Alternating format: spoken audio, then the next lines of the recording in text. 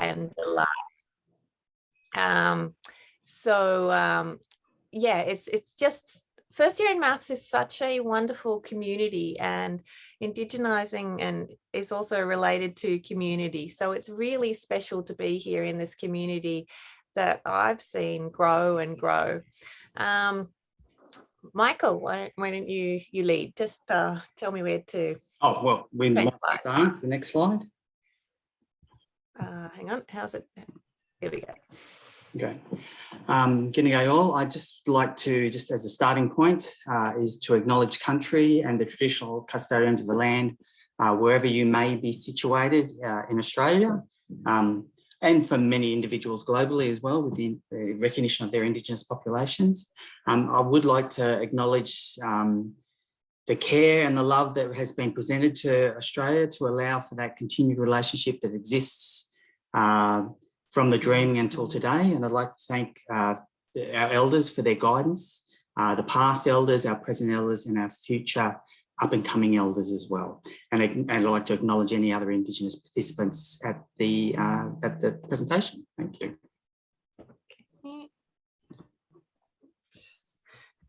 I might just quickly, just the smallest little bit, I do introduce myself a little bit later, but Michael Donovan, I'm a Gumbaynggirr fella from Newcastle, New South Wales, even though I grew up in western suburbs of Sydney, and I've done a few things around to get to where I am now.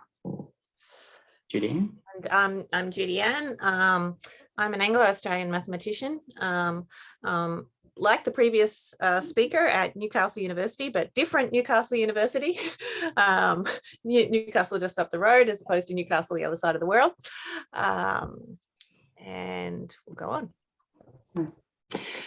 And just quickly, I'll just really formally introduce myself, but this is just some of what I've done to get to this point. I generally do this when I talk to students or when I talk at conferences, just to give people an idea of where I'm at or where I've been, to kind of give some validation to why I think I should be have the ability to be talking amongst yourselves. So Ginnagai Gurwan, Nagai Michael Donovan, Nagai Jargon Gumbaynggirr, Nagai Babaga Charlie Donovan, Baba Nyundi Jargon Gumbaynggirr, Nagai Mimiga Master Single. Oh, sorry. Okay.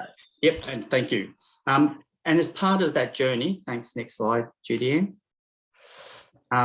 I have had a bit of a journey, and both Judy-Anne and I, because of our engagement, particularly with Indigenous maths, the idea of narrative and storytelling is something that, again, I've noticed with the mathematicians that I've worked with, particularly through Newcastle, but the idea of storytelling is something that's very important.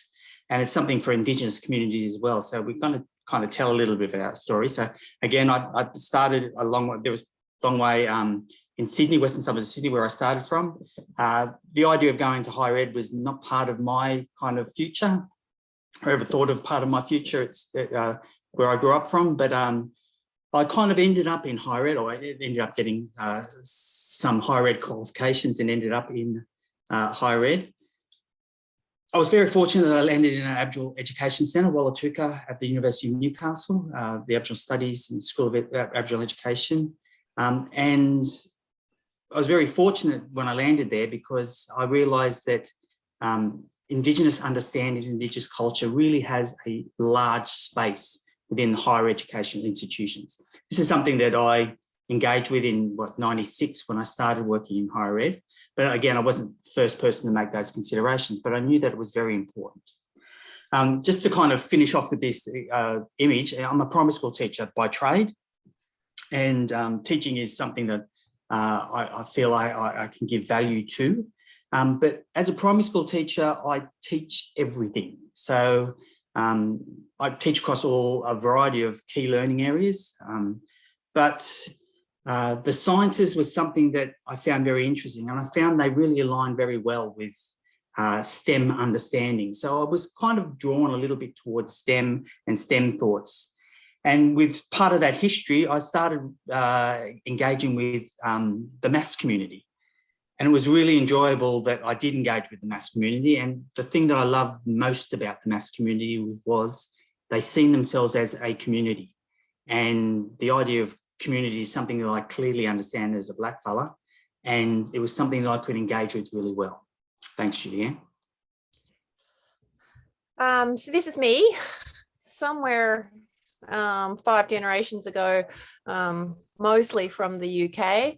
I was born in a region of Tinamba, which is Gunai country.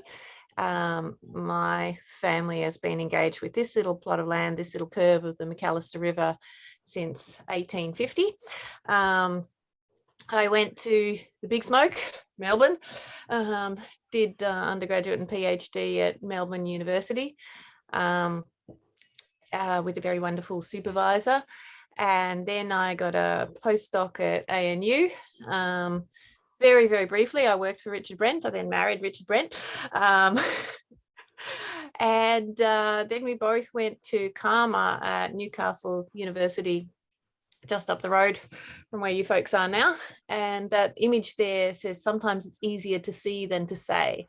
John Borwein, the founder of Karma, was a huge proponent of visualization and talked about pictures as being democratizing, but that they come from formulas, about spanning worlds. He was a really interesting thinker about the nature of mathematics and perhaps the philosophy of mathematics.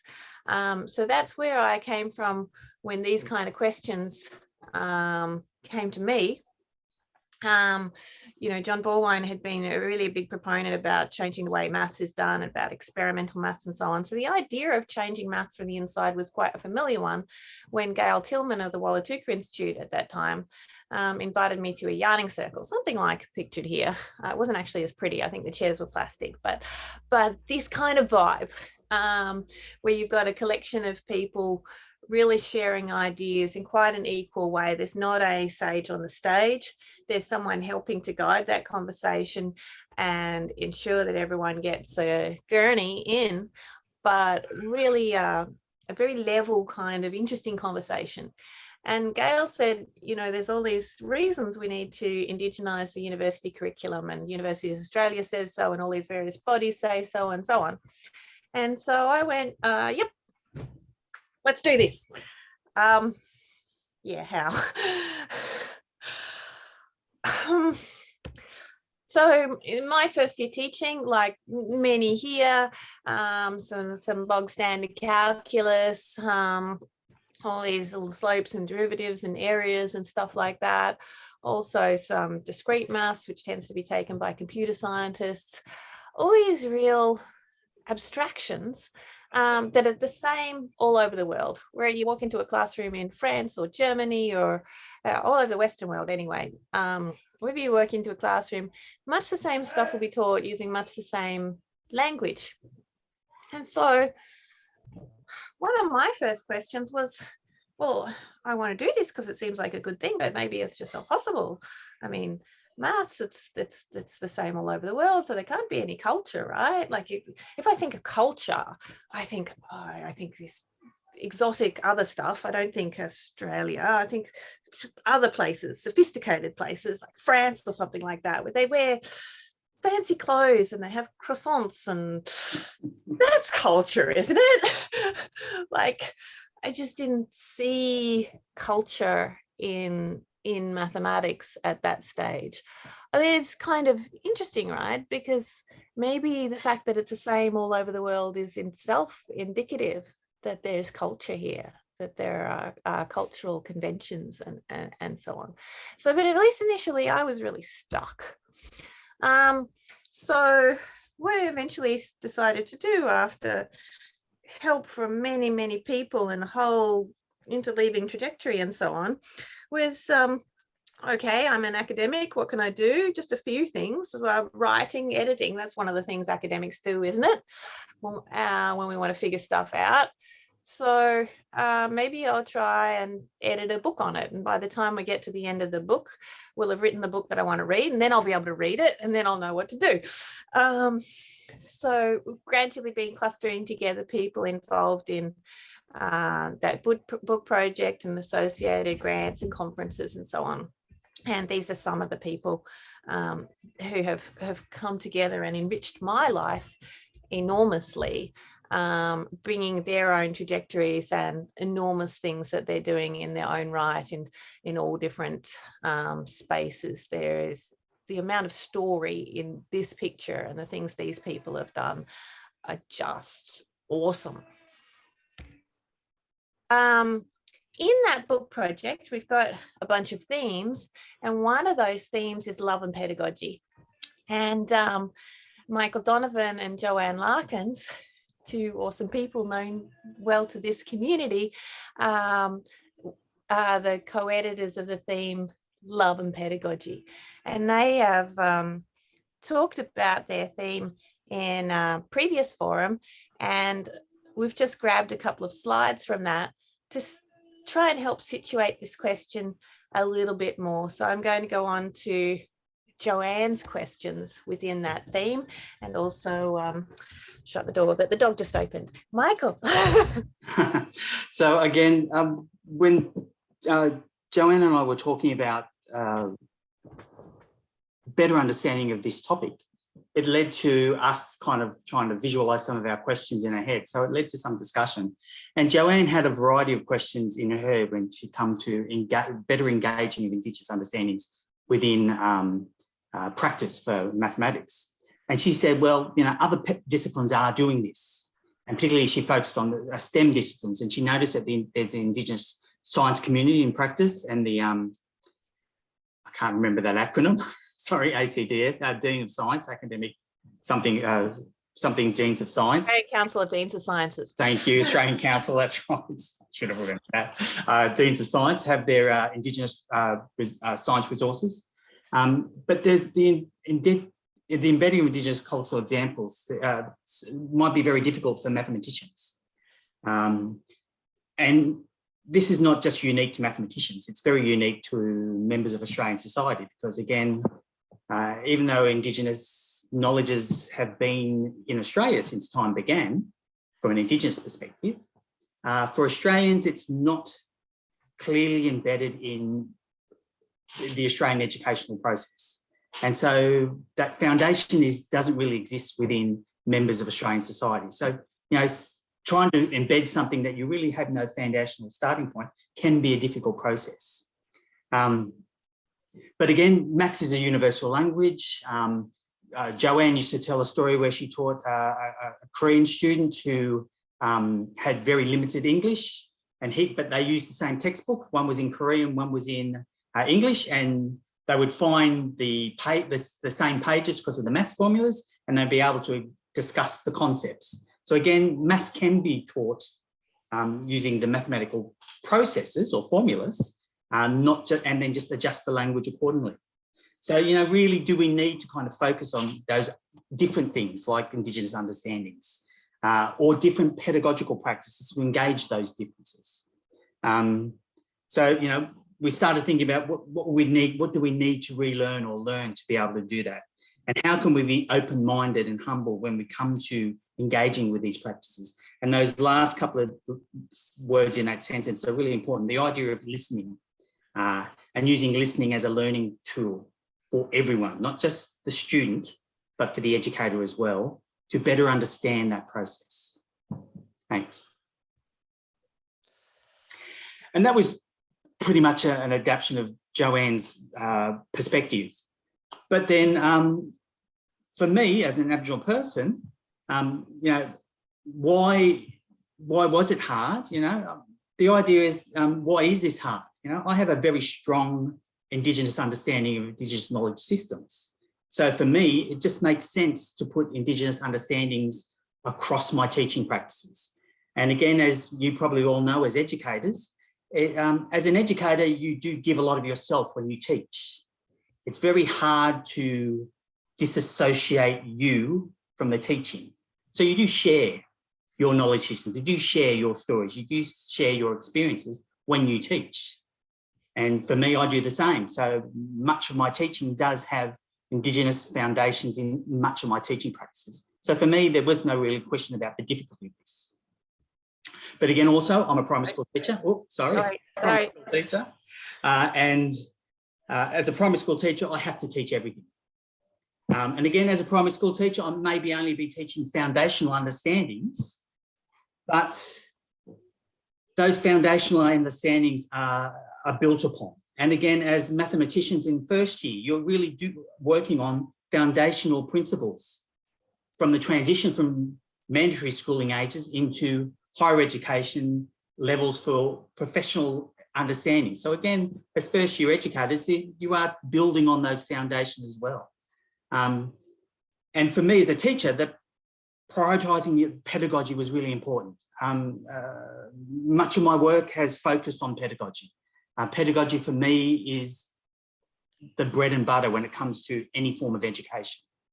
Content is really important, but being a good teacher, being able to engage with their students, being able to listen to their students, being able to adjust accordingly so the students may build on those concepts and gain some learning is really important for me. And that's what I think good teaching is all about.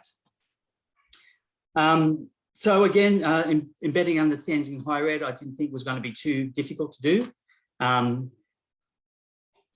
There are some things that I think are difficult, but again, through my little journey in this process, it's only been a few years, I see that some of those Indigenous understandings, I didn't think you could really do it at the higher levels of maths, but I start seeing interesting aspects. And again, through some of the discussions with Judy-Anne, she was retelling a reading that she'd done of Tyson Younger Porter's Songlines, is it Songlines book?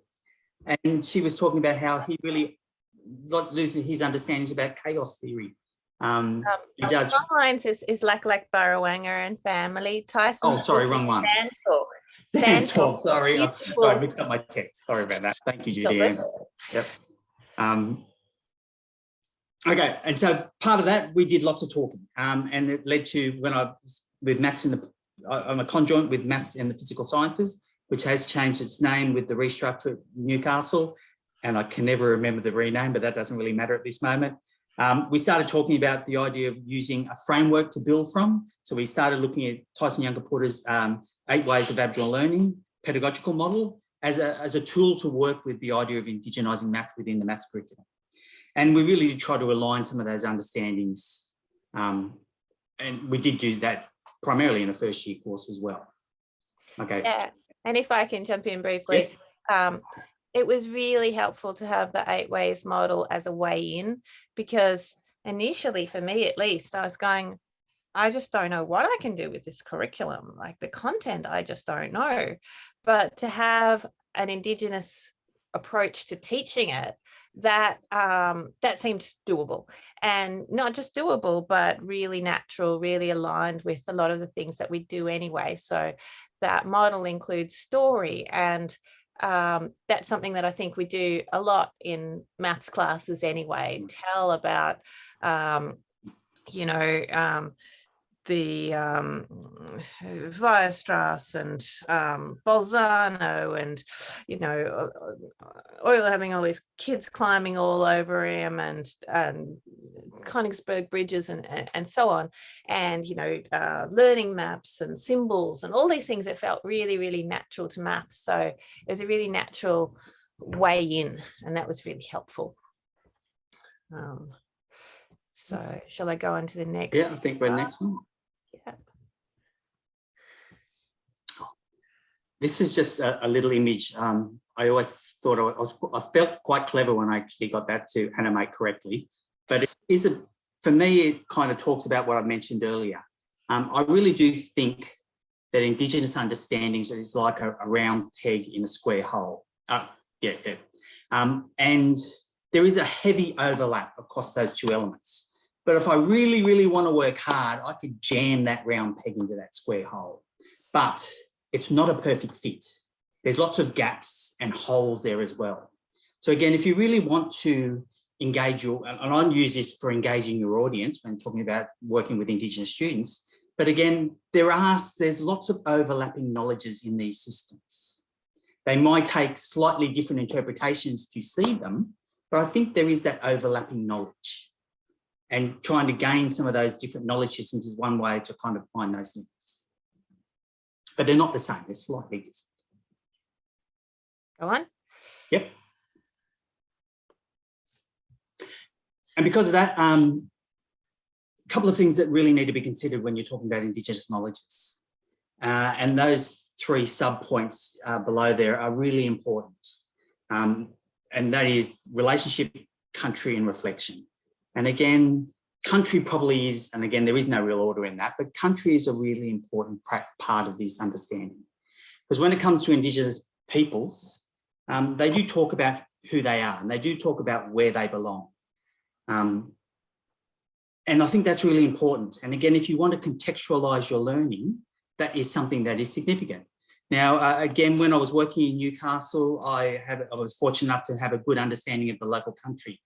And so I was constantly being able to draw upon examples of the local country and the local dreaming to engage with the audience. So when I was talking to students.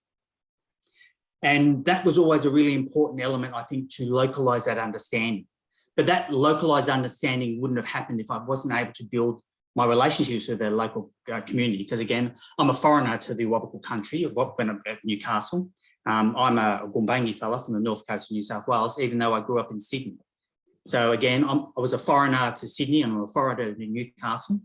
But I was able to build those partnerships and those relationships with my community to gain some understanding and worked effectively with within those relationships to be able to present understandings. But again, this is something for me, it wasn't something that I did straight away, but it allowed me over time to reflect and build on those understandings, because Indigenous knowledge systems should allow you time, which again is a difficult thing when it comes to think about Western educational structures, because we do have very neat time frames that things have to be achieved by. You have one semester to go through that concept, where Indigenous understandings is about that, trying to take that time, that ability to reflect and build on those knowledges. So again, those standpoints are slightly different, but they're aspects that we can build upon to help our students to kind of build those knowledges. For it to really work though, if you really want to build those partnerships, it really is about that partnership. It's really about working with the community and engaging with the community and putting the community at the centre. So allowing them to kind of say, well, this is really what we believe is appropriate for our country. So allowing them to have that voice and collaborate effectively. Thank you, Judy-Anne. And I find that such an interesting idea, because that's not something that I'm used to in maths departments us doing, just going to the local community, any local community, Indigenous or non-Indigenous, and saying, what do you want us to teach your kids? What do you want to learn? That's a rare thing. And so that's a really different perspective for me. And, these ideas of relationship and country and reflection were revelatory for me. Michael took me along to an ATSMA conference, Aboriginal Torres Strait Islander Mathematics Alliance. And I think I went along going, okay, well, we've got the Banach fixed point theorem and we've got Eulerian graphs and so on. And I must be missing some. There must be the Mandaway thingamyhoos and whatchamacallit, and I should put it in there. But it's not that, or at least that's not the core or the key. The main single first learning for me in going to that first ATSMA conference that I went to was that, in my current understanding, that Indigenous knowledge systems, the technical knowledge, the knowledge of country and place, and ethics are inextricably intertwined and cannot be separated. And in our whereas in the knowledge systems that I was brought up in, they're poles apart. And so it's a really, really different mindset. So here is kind of a summary of almost roughly where I'm at in terms of thinking about where and how to indigenize. I think about it in at least 3 terms. Think about it in terms of the pedagogy, which Michael has talked about so much. And there are various models, and one of them is Tyson Younger-Porter's beautiful 8 ways. And whether you use it or not, just read his thesis. It's just lovely. It's been packaged up by various people in various ways, but just read the original thesis.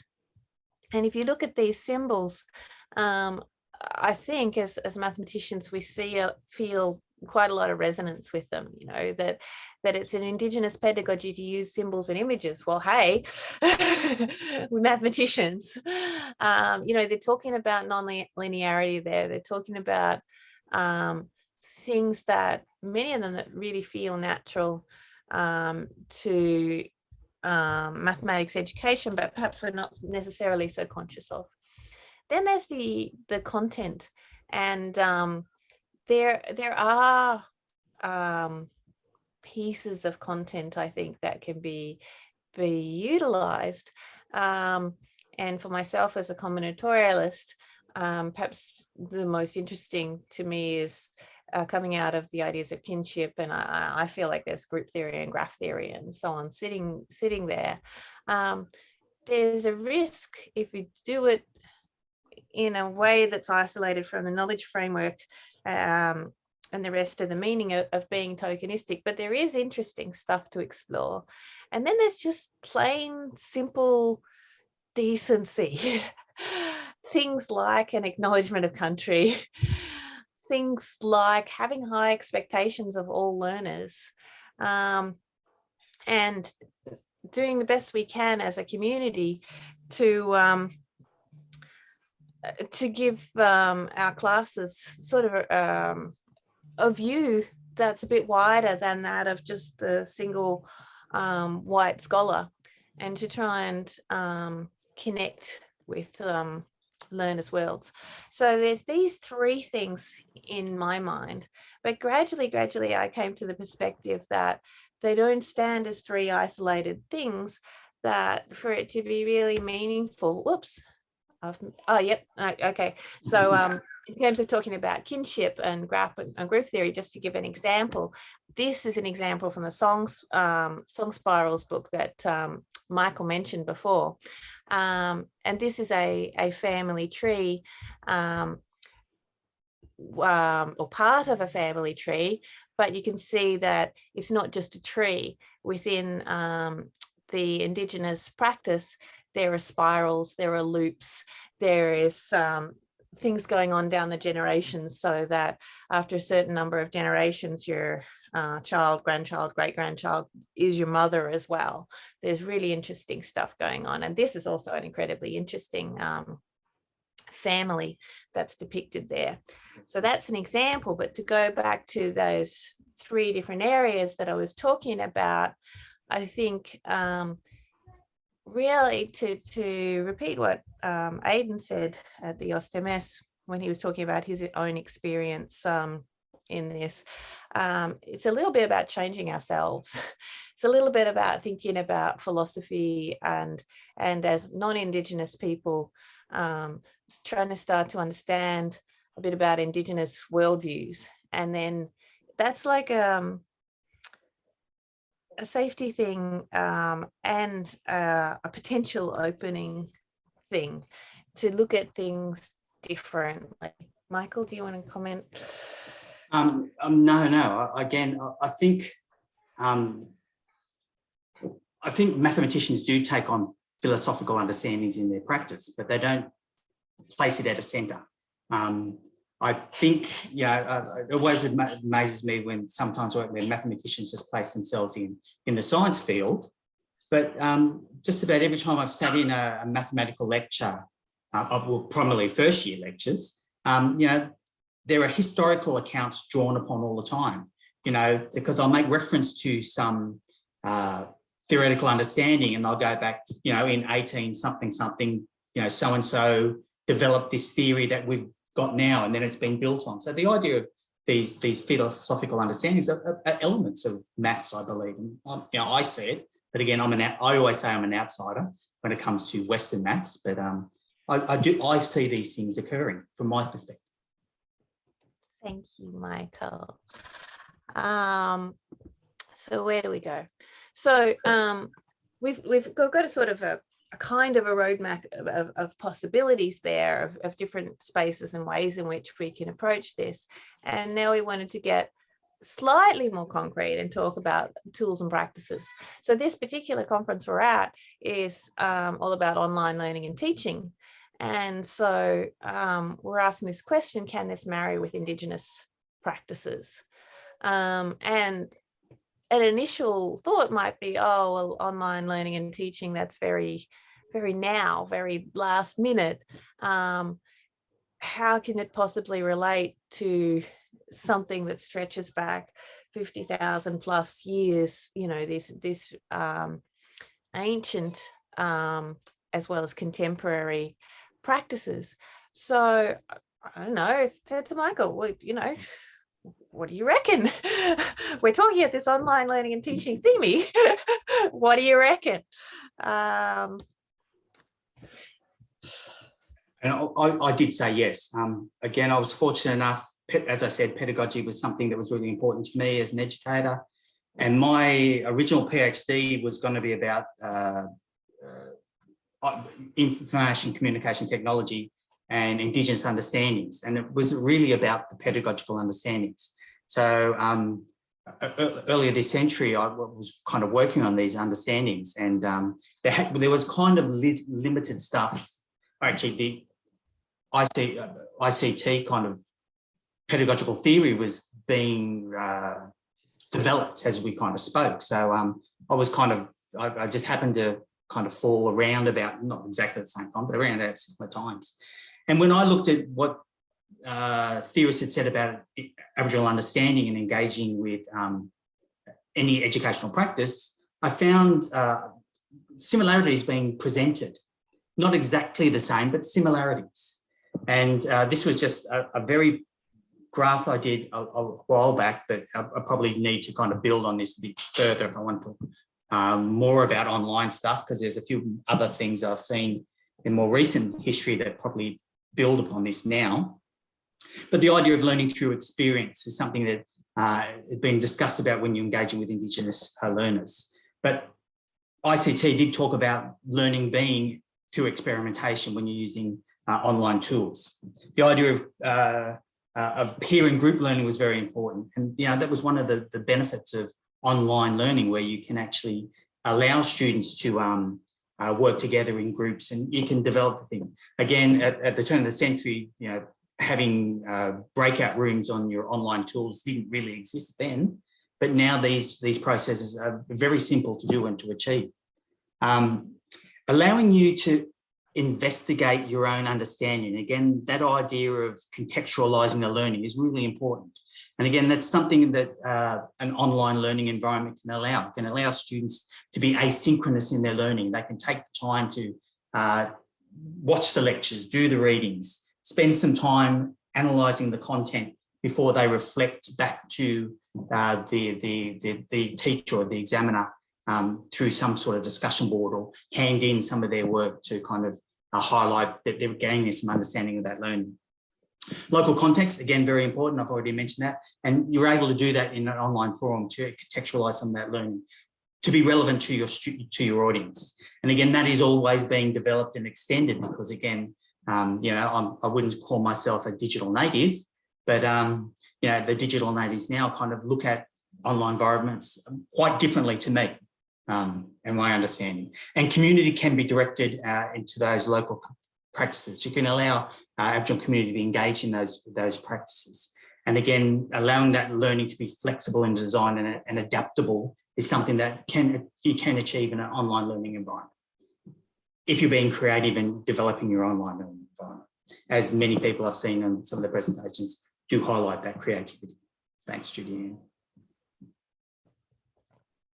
As part of my paper as well, these are just poor examples. And again, these were drawn from a little while ago, because my paper was a little while ago. But they did highlight language that I felt was really, really clearly aligned with Aboriginal pedagogy. So content being flexible, outcomes orientated, and being unstructured. These are activities that are globally but anchored in contextualised and authentic understandings. The implementation is the teacher is the coach, the collaborator, and to integrate it into assessment. And again, that's something that does happen within online environments. You know, you do have a series of breakout rooms. Students have the opportunity to talk and discuss things amongst themselves as equals, as peers. As an educator, you're allowed to visit those environments. And I'm sure that most of you will would not sit as the authoritative figure in those discussion rooms, but you sit down as an equal and discuss the content with them and try to engage and facilitate that learning practice. So again, these are things that you can do in an online environment. And again, it's about that flexibility that can be done. Since '99, when these guys were making those discussions, you know, the use of multimedia tools have developed quite extensively. So these practices can be further developed. You know, the idea of being student-centered, the idea of having activities and problem-based learning and very quick multimedia examples to kind of get to be very open to that learning and are being achieved. Thanks, Judy-Anne. And just to head towards the end of these kind of couple of bits of discussion, contextualisation is really important. I did highlight that before. When you're talking about to Indigenous community, trying to engage Indigenous knowledge, you really need to contextualise it. Now, linking back to your community, linking back to those partnerships, highlighting the importance of country and the knowledge systems that are drawn from country. And when I say country for an Indigenous context, I'm not just talking about the land. When I talk about country, I'm talking about everything that connects to the land. So that does talk about the environment. That does talk about the people. That does talk about the actions that crosses that land. So country isn't a stagnant, still mechanism. Country is dynamic. Country gets changed. Country gets developed. Country is part of that living context that occurs in your student's life. So when I talk about country, don't think about country back then. Don't think about that, you know, block of land. Country is much bigger than that. Again, storytelling is a great IT tool. You know, storytelling has been highlighted quite extensively within multimedia establishments. Story is part of Indigenous understanding of Indigenous communities' life. Storytelling is a strong element of knowledge systems and how they're being presented. I did talk about localizing, and you know, the idea, the skills and tools that you can use now for multimedia are so easily accessible. I did do something with language many years ago, and you know, I had to write it up in HTML because there was no really readily available tool to kind of make a small, you know, apps didn't quite exist at that point. So, but app development is you know, highly thin. You could make a small tool that you could almost develop as an app and get your students to access it as part of the learning tools for a teaching program now. Thanks, Judy-Anne.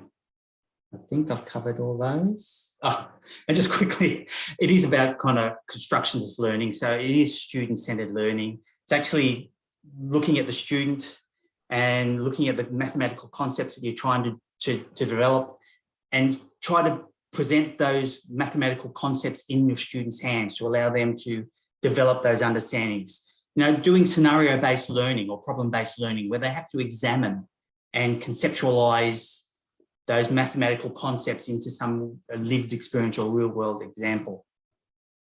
You know, as I mentioned, you know, an example of that is, you know, students will watch a lecture, they'll get all that theory, then they'll go to the tube and they'll do the worksheets. You know, that's something that you do see within some mathematical concepts, but you can extend that much further by giving them real-world examples, allowing the students to, you know, bring it back to their own context, bring it back to their home life, bring it back to their own culture, to draw it back and present it back to the teachers.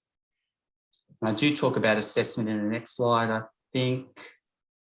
Yeah, and again, relating to the last point, you know, that kind of can come back to the assessment. So, you know, making those adjustments, if you really want to engage with Indigenous understandings and IT tools, you know, maybe you have to really reconceptualize how you assess some of those things and drawing upon real-world examples and getting a present. It does make life more difficult as an educator because, again, I work in humanities primarily, and so, you know, I'm used to the idea of reading lots and lots of essays and looking at lots of projects, where, from my experience within maths forums, you know, they do all that theoretical understanding and they sit an exam. You know, for some students that work, for other students, it's not the best way of engaging. And because of such a diverse audience in the first year's courses, maybe having those adjustments might be better ways of engaging them in the assessment. Thanks, Judy-Anne. Go ahead. So that's been some detail and some ideas that I hope really soon we can have a discussion about. We really want to make sure that there's time for a discussion, because I think that's going to be the heart of what we're doing here. But just wanted a picture here that's representing some ideas of country and community and values and connections. There are Indigenous peoples all over the world. There are many different Indigenous peoples within Australia. And there are commonalities and differences, and we all have our own stories that we bring, artifacts that we make, you know, Indigenous and non-Indigenous people around the world. And so all of that detail relates to that bigger picture. And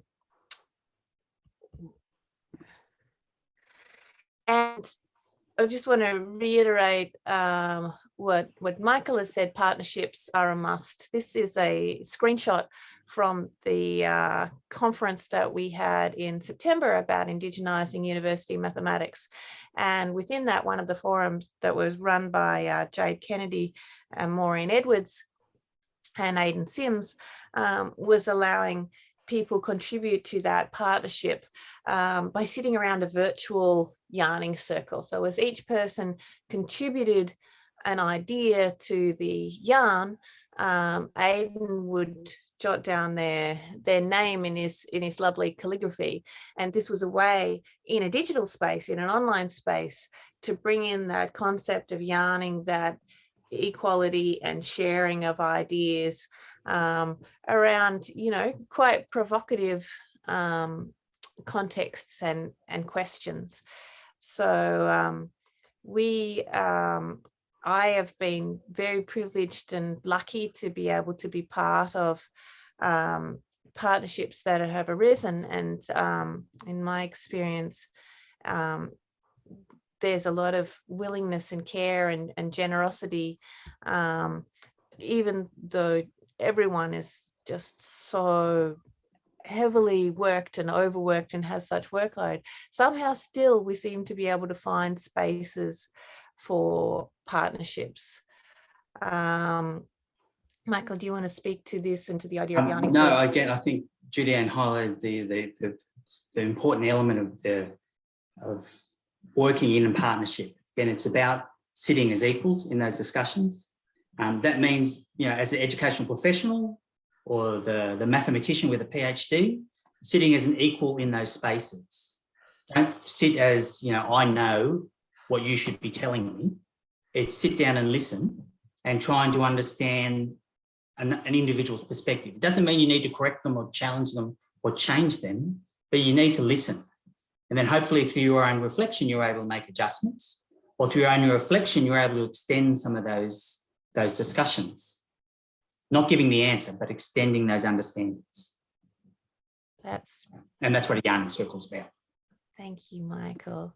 So this is a little screenshot from the Indigenising University Mathematics project, sitting inside of Karma, because it's a screenshot, I can't click on it, but there's a link to the symposium that we held and to various events that have been held recently and that are coming up. So it's really interesting, and I think a wonderfully positive thing that both the Canadian Math Society and the Australian Math Society had sessions on Indigenising University Mathematics very, very recently.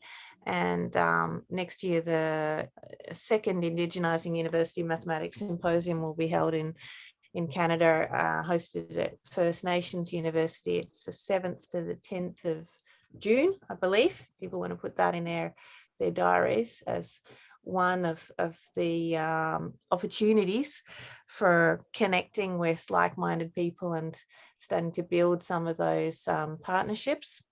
Another really wonderful opportunity to connect is ATSMA, the Aboriginal and Torres Strait Islander Mathematics Alliance, which Michael and I are both part of.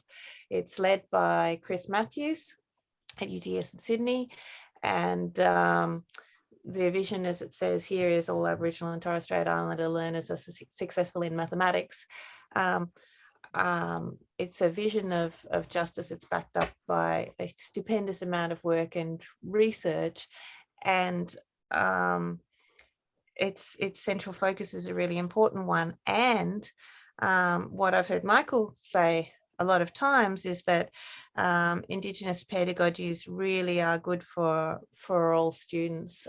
Did you want to speak to that idea just briefly? Again, that last idea, excuse me, the only reason, the reason why I really highlight that is because within Indigenous pedagogies, they do talk about your own students' cultural knowledge. They do talk about the students' background knowledge. They do talk about inclusivity as very key elements when it comes to teaching any student.